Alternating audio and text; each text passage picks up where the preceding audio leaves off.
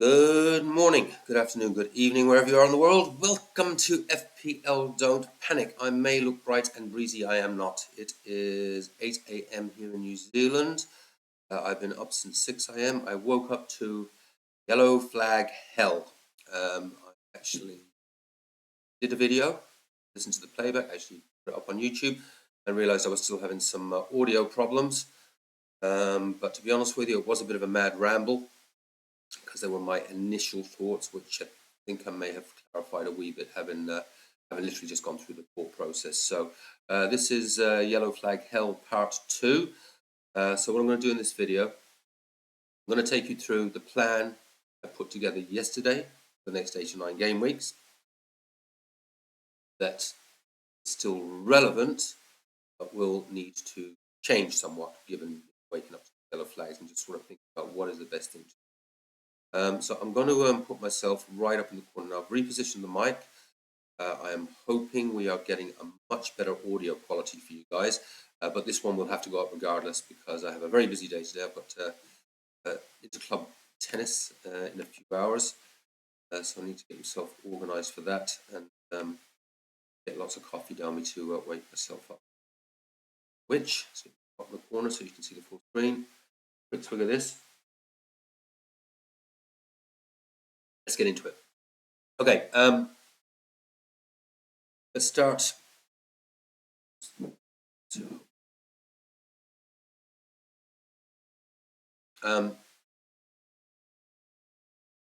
yeah,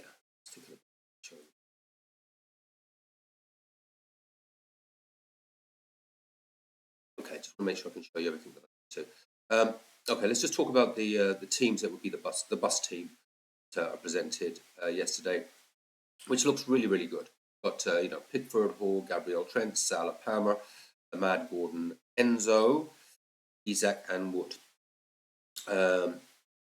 As most of you know by now, I like to try and get 4 points out of my keeper, 5 points average out of my defenders, and 6 point average out of my midfielders, and a 7 point average out of my strikers. We're not looking too bad there overall. I mean, that's not looking bad. And I'm also almost but not quite there with getting 3 returns in 5 out of all players, which really is the ideal. Very hard to achieve, obviously, with form and dips and fixtures, etc. But it's nice to see 3 returns in 5. Then you know you're really right direction, particularly if you've got nice fixtures going forward. Problem areas there, as we can clearly see, are Ahmad, who has blanked in 5, and Gabriel, who has blanked in the last 3, but does have some pretty nice fixtures coming up down the line. Aston Villa home, not too bad. Wolves away. Man City, yeah, tricky. But then Leicester and Wolves. So there's good fixtures there. There's good opportunities there for him. And Gabriel does look like he get a goal every game. He's just not. There is always a near miss. I mean, when I was doing my review video, the goal that was taken away, then it was an assist, then it was all taken away altogether. I haven't actually seen that one with you, so I don't know whether I should feel robbed or not, but it is what it is. But overall, happy with the team. As a group, they look good with a 74, 68, 78, 57, 78. Their averages in general not bad, so it's showing an average 70 without captaincy, remember, and a median score across those 5 of 68. So my prediction, if this 11 did go out, would be 68. Problem is this 11 going to go out? Because now I have actually got Palmer and Enzo both yellow flagged. Now, as we can see on the bench, I've got Watkins could be coming in. I've got him first off the bench at the moment, so that's not ideal given that he's got an Arsenal away fixture. But if you actually look at Watkins' form, is Watkins the best kept secret at the moment in FPL and flying completely under the radar?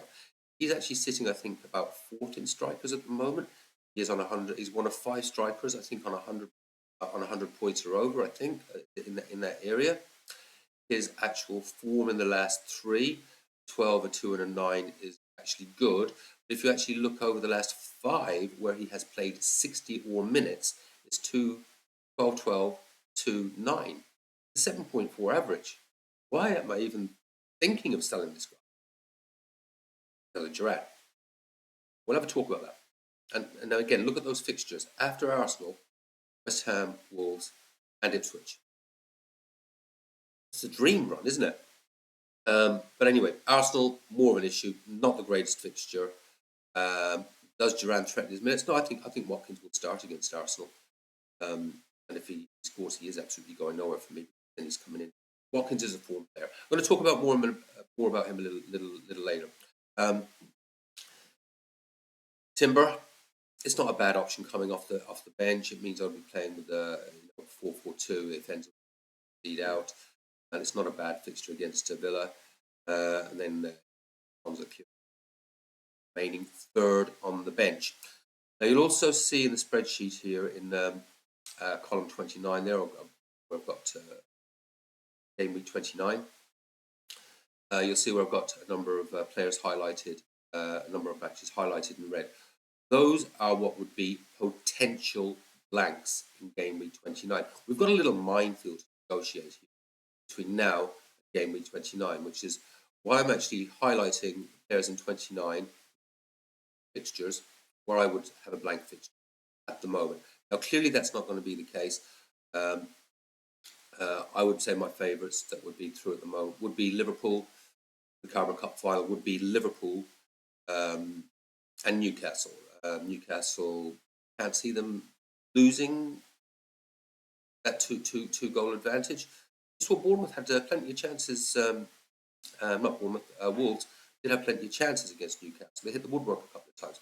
It's not beyond the realms of possibility. And could Spurs go to Anfield and hang on to a 1-0 win? Absolutely, it's football. Anything happen. But at the moment, if I had to put my money on something, bet the house on something, it would be Liverpool. Liverpool and Newcastle. I need to have I'm sort of building this plan, as you can see, towards making sure I get to 29. I've got the team going out that I want, and that I don't have many, if any, blanks. And at the moment, this plan that I've got laid out does mean I would actually have really, really good 11 going out. If I did follow this plan to the letter, that I'll take you through very, very quickly at the moment. I wouldn't even have to do all of the transfers, and indeed, I don't think I will, given some of the news, etc., that we had, and Ahmad's performance, etc. A bit to go through there.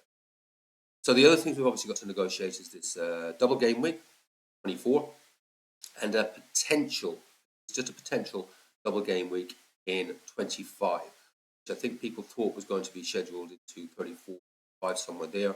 But it looks as though there is the potential to go into 25, which is Fulham and someone else. I haven't really given that one to you.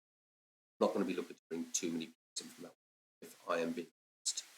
Just glad to without having another thing to deal with, whereas I don't think there's going to be two outside there players that are taking part. Maybe Robinson might consider, because he is on my shopping list a little. So those are the things, and we've got the assistant manager's chip. If there is a double-double, one thing I absolutely will be doing is playing the assistant manager. If that double-double is announced, that is too good an opportunity, and the upside on that double-double is just too big. Now, this is all well and good,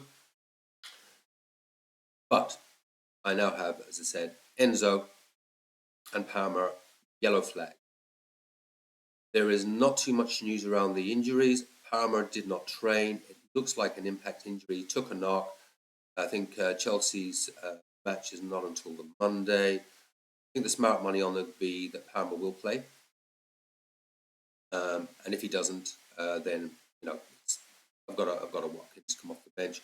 Enzo looks less likely, I think, to play. It's a muscular tiredness or something they're talking about. It's a bit vague. Sounds a little more risky. Certainly comfortable, because as I say, I'm tossing between Enzo and Watkins anyway, so it kind of takes the decision out of my hands, and Watkins will clearly come in on that. The bench isn't too bad, but it's not at the same time ideal. Now, if we go below there and we look at the transfer potential plans that I have going out from game week 22 onwards, Now, none of these were in concrete. What I was trying to do was just to map out a plan, give me a full team, game week 29, and also really strong lineup with a triple Liverpool for game week 24 for the double game week. So I've been going on about weeks. I really need to get a Nottingham Forest defender in. Milenkovic is my favourite. So I thought, okay, I could move Timber out and bring in Milenkovic in 22. It's that nice Southampton fixture. My defence actually looks really good already, to be honest with you. And what is the real upside there, particularly given these injuries, doing a transfer like that? I feel very little, but I really would like a Nottingham Forest defender, and of course Nottingham Forest not blank risk game week 9. I had almost set in my mind then there was going to be a move from Watkins to Wizard. I don't think I want to transfer Watkins out. Really don't. I mean, he is, Wizard's form is not bad. I like Wizard. I brought him in two separate occasions this season, and he's done very well for me on both occasions. But Watkins is a proven FPL entity.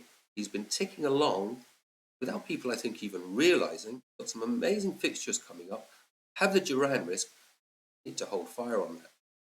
Then I've got the Enzo issue. Enzo definitely, I think, does to go. Don't need to make that transfer immediately, though. I think I've got, particularly if the Watkins situation fires up, it's and I definitely won't be bringing in Jota, because that's the other thing that's mentioned. Jota is now also yellow flag. Man is made of glass. As a player, I absolutely love him. I wanted to see what happened in the next game week. He would have been the player. Honestly, I think for those 4 fixtures that Liverpool will have, with particularly if I brought him in that game week 23, Ipswich double, Wolves at home. You know what? I really would have actually been prepared to say, yeah, I'll take 2 starts and 2 30-minute appearances, because I actually think when he came on the last 30 minutes for the match against Forest, he obviously got the winner. He looked the best player on the pitch by a country mile. But he could be the best player in the world, but he's made of glass, and he's only getting minutes here. Absolutely not worth it. So a decision there. I've completely gone off the Jota idea. Maybe it'll be Diaz. I don't know. So listen, this is just giving you an idea. I mapped out something here that gave me full team in 29 and a nice path. But as I laid this out, and I realised my current team, and I'm going to go to FPL Hub.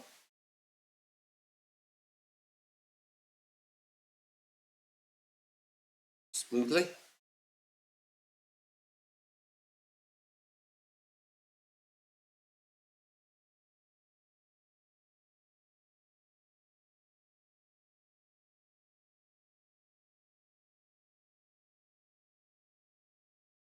There we go. Okay. Excuse me. Really do hope the audio quality is good here, because this one is got one way or the other. Self-organised soon. So listen, this is team. I like to sometimes run this stuff through FPL Hub. It's quite a nice way for laying out game weeks, sort of flicking around and seeing the sort of advanced fixtures. It sort of gets everything on one screen for me. But yeah, so that's the team as it would go out for game week 22. Good in defence. Midfield does look good if all 5 of them start. Even Enzo, I don't mind him for this Wolves fixture, because as I said in the last video, I'm not sure I really blame Enzo. I think Enzo's been playing very, very well. And he was damn near on the bonus points. Got taken away in the end. In the draw that they just had. I think the big problem with that team at the moment is Jackson, and this affects Palmer as well. To be honest with you, I don't know if you've noticed. Palmer has been consistently sort of starting to get the 10-pointers. But we haven't seen one of those Palmer hauls. Why? Because Jackson is not putting the chances away. Enzo was never going to be a goal machine for me. He was my little 5 million midfielder rotating with Ahmed that would get me assists. if the striker is not putting away the chances that are being created, he's not going to be getting those, those nice little 5 and 6 pointers fairly regularly for me, and a nice, bench rotation option, or just a nice cover to have on the bench if someone gets injured. But he probably, if Jackson's not scoring, Enzo will have to. I have no problem playing him in this Wolves fixture against one of the worst defences in the division. But at the moment, I would say Enzo probably won't be playing, and I have to have Watkins coming in against Arsenal away. Not ideal. The thing with Watkins is he is finding form. Historically, Watkins, and see, the 2 seasons I've been playing, there have been so many regular periods of time where I've just seen people, we've got to get rid of Watkins, got to get rid of Watkins. Then he starts scoring and he doesn't stop. If you look at his averages, last year was exceptional because he came in an assist king. That's not Watkins' normal game. Normally a goal king, getting a sort of goal a game and have one or two big massive hauls, but generally ticking on and that nice sort of goal almost every game. I'd love to catch that wave, and he has got the fixtures coming. So, if Watkins has got to come in for Enzo, so be it if Enzo doesn't start. I mean, Enzo will either start or he won't. So I have no problem, I think, starting him match. Palmer is probably more the worry. The captain's armband is on him at the moment. The surveys that I have looked at this morning very quickly have Palmer as the captaincy favourite. Quite a bit, probably about 10% Salah. That will change. I did say I was going to go with the most popular pick this week. That is going to change, I think, with this news. Palmer didn't change, didn't train. But even if he does start, have we got a fully functioning Palmer? First 100% decision here is captaincy armband is going on Salah. So take that one to the bank. There will be no messing around on that. Headlines, when pretty much going to be out for the whole. Decision is, though, do I roll? Like I said, I need to, if I make transfers, I want to be bringing in players for the most part, apart from the Liverpool double, where they're going to not be blanking in 29. They obviously need to be players that are going to strengthen the team and give a better chance of points further down the line. Now, one of the transfers that was in that little map, I didn't mention it, I potentially moved, Ahmed up to Bruno, out game 26, 27. I don't think that's going to be happening. Certainly not yesterday. Ahmad is keeping any sort of pace with Ahmad staying. That's a story for another day. We can look at that further down the line. The question is, do I make a transfer that fits in with my model? Now, in that model, I was going to move Timber out for a Forest defender. But I think I need to keep Timber. Arsenal have some great fixtures coming up. No, they have not been doing it for me just yet, but they have, after this Villa fixture, which is not a bad fixture. They've got Wolves away. No, they've got Man City at home. Good rotation there, anyways. And after that, they've got a run of 2 or 3 fixtures, which are really, really good. Konza is not a problem child. He's generally sitting third on the bench. I did actually get a decent attacking return out of him once when I played him in a rotation, and I left 8 or 9 points sitting on the bench this week, but he was never going to play. But in general, Konza has really done very, very little this season. Villa are not keeping sheets, and every now and again they do. I think attacking return, his numbers are not great generally, but it's not really been a problem child in any way. It's just would have been third on the bench most weeks. Could move him out for Williams, Forest, then do this without disturbing the force too much. Did now brought in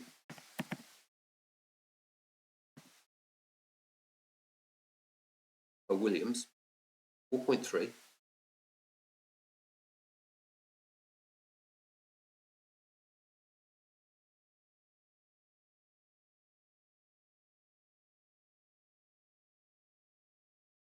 But we've got a case where potentially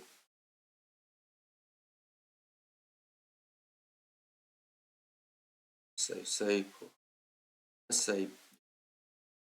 Enzo. I think Palmer will play. I think Enzo's the biggest risk. Enzo doesn't play. Enzo was only predicted on 3.6 anyways for the Wolves fixture.